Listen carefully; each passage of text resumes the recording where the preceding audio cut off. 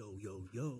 There you go. Mic check. Dang it. I don't ever get a microphone in front of my hand, so I'm about to get obnoxious with it. Should we just let you freestyle right Hey, yo. No, Brandon, I guess... If you had one shot, one opportunity.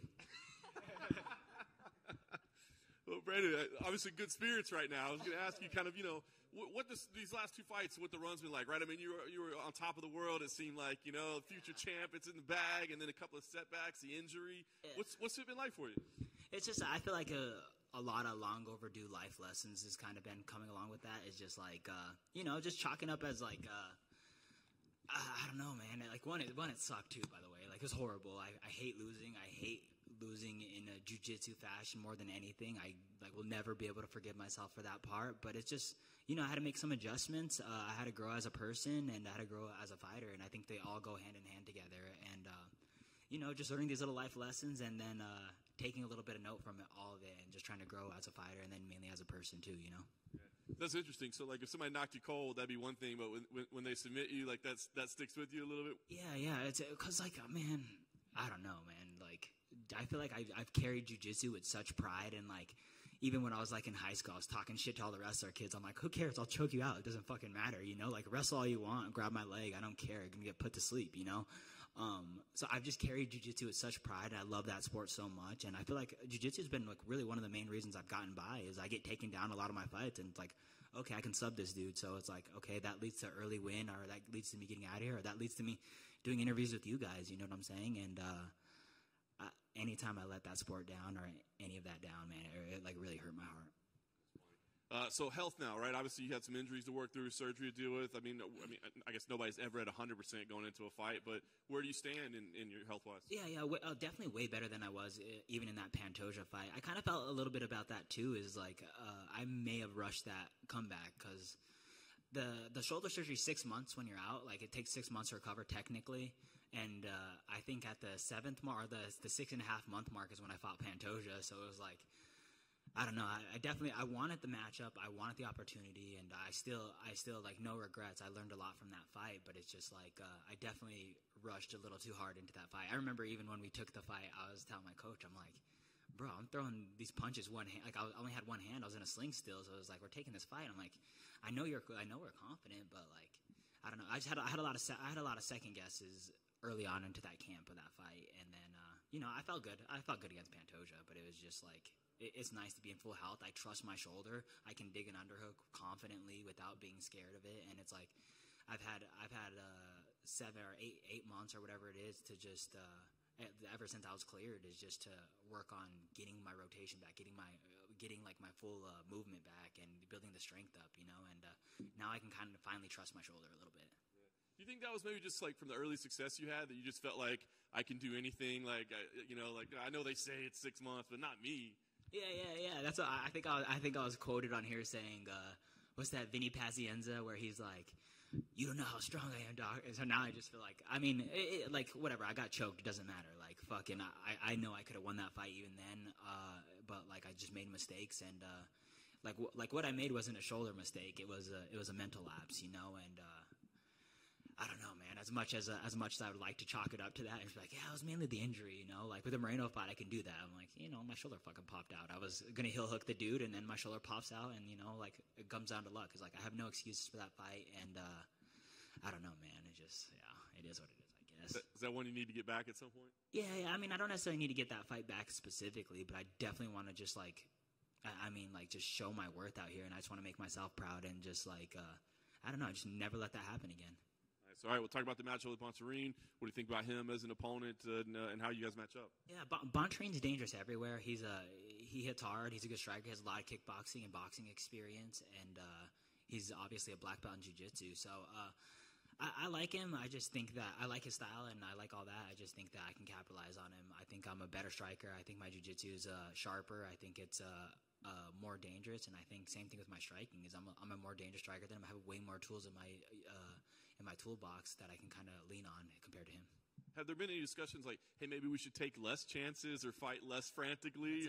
Literally all I've been doing this last camp is just like, frantic's good, and like frantic will win me. Like frantic got me here, being a crazy person and just going forward got me here, and it got me a win in that Kattar France fight, and maybe that Tim Elliott fight. I think he was more the frantic one in that fight, honestly. But it's got me some wins, you know. But it's also caused a lot of my losses, and it also just like caused me getting hit a lot too. It's just like you know, I think this whole camp's been a lot about working smarter, not harder, you know. And that Pantoja fight, I was working my ass off. I definitely carried a heavy workload, but it was like, okay, now it's time to ease off the gas a little bit and then just work a little bit more smarter, you know, and just hit cruise control and then find the right pace from there, you know. And you know, I always have that capability in this fight with Bontarine. Is like, okay, if worse comes to worse, I'm gonna go ballistic and I'm just gonna try to drown him with cardio and just throw everything and see what happens. But I also just have way more skills than that to just be doing that and just depending on my cardio. Last thing for me, I guess. So the goal here? Is it really just get back in the win column, or is it get back in the win column and do something, you know, that gets the attention of the world again and gets that hype behind you again? Yeah. I mean, I am who I am. I'm going to go do something probably crazy for sure. And then my coach is going to be like, calm down. And I'm like, for sure. But it's just, for me, it's just, I want to go out there and press myself. I want to go out there and do what I know I'm capable of. I know what I can do. I know I can hang with all these guys. I know I could beat all these guys. And it's just like, now I have to go out there and prove it to myself. And I want to make myself proud. And the way I'm going to do that is not going out there and carry a heavy workload. I'm just going to go out there and be smart and just go fight a tactical fight. And when that brawler ghetto-ness needs to come out of me, I'm going to go put it to full force. But until then, I just want to be smart. Hey, Brad. Hey, how's it going? Good, man. So, I mean, you faced a top 10 opponent in every single one of your fights so far in the UFC, which is, it's kind of a rare thing. It only happens, you know, once in a while. I guess, was that expected when you signed with the UFC? Yeah, kind of. I mean, it's the route I wanted to take because the first fight I had was Tim Elliott. So it was like, you obviously don't want to look down too much. You obviously want to just keep moving up. But, yeah, I mean, I didn't expect to be here at this point. You know what I'm saying? I didn't expect to be a top 5 fighter or even like that close, just 4 fights in. And I fought in more title contention fights than I haven't, or just as much title contention fights as I've been in the UFC. I fought in 2 title contender fights, and I have 4 fights total. You know what I'm saying? So it's like, it's kind of a lot to take in. And I remember like riding to that Pantoja, like for that Pantoja fight, is like after weigh-ins, Dana's like, all right, this is a title contention fight. Whoever gets it is getting the next title fight. And I'm like, oh yeah, no pressure. Yeah, I mean, and I guess when you sign, you know, it's like there's obviously not an easy fight in the UFC, but you jump right in and fight Tim Elliott. Like it's just kind of crazy, right? Yeah. I mean, like that's obviously the dream. Is like at that point too. I feel like I was the lucky one in that situation, is because I have years and years to study Tim Elliott, you know, and it's like I've got to watch his. I watched him fight in Titan, you know. I remember watching him fight in Titan when he was out of the UFC for a little bit, and I feel like he had no homework on me. He had a week to prepare for me, and it was like, as much as you can't prepare for Tim Elliott because you really cannot prepare for that guy. I didn't even still in that fight. Like I still would never want to be matched up with him again.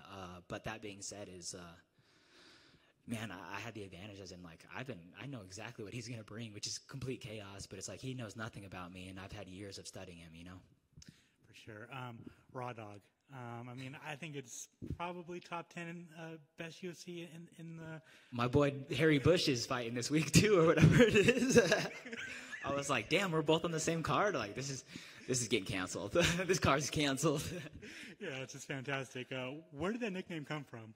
That nickname came from a drunken fan in the audience. He was yelling, "Brandon, raw dog him," and like after years, I was like that happened when I was an amateur, and years after that, they're like, "Yeah, Brandon Raw Dog Royval," and we're like making jokes. I fought for a PFL or like whatever it was before then. I was for a World Series.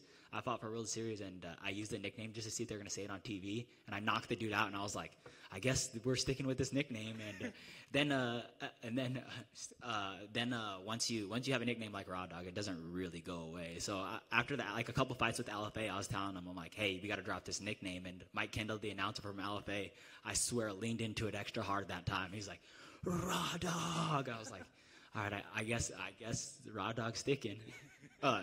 You know what I mean. Not like that. Fantastic. And finally for me, Moreno and Figgy are fighting for the third time. I just wanted your thoughts on that fight and maybe a prediction. Yeah, hopefully my thoughts is I predict Figgy's going to miss weight and your boy's going to be on, ready to go, man, and then I'll take the W, and then I'm down to defend my belt against Askar, the winner of Askar and Kaikar France. I'm just kidding. I don't know, man. That fight, man, that could go anywhere. Moreno won so decisively, it's hard to not go with him, but it's like you don't know what's pent up when you hear Figgy's like Figgy's excuses is like sometimes it's like you know excuses are just bullshit sometimes, but it's like fuck, man, who knows, man? Maybe he was trying to start a business. He seems like he's taking this camp fucking seriously, and I know that it's gonna be a lot closer than the last one was for sure. What are your thoughts on him moving to Fight Ready? Moving to Fight Ready. I mean, that's probably like. I don't know who he was training at the gym before or where he was in Brazil, but I mean training at Fight Ready, and this is from like what I heard from like teams and friends, is that they get you very ready for a specific type of look and all that stuff. So I know that if he's fighting Moreno, they've done their homework on him, and I know Henry Cejudo knows a lot about him, and I know they have a lot of homework to kind of be dealt with him. So I expect him to be probably the best he's ever been, honestly. Awesome. Well, thank you. Thank you, man. I appreciate it. All right, have a good one, guys.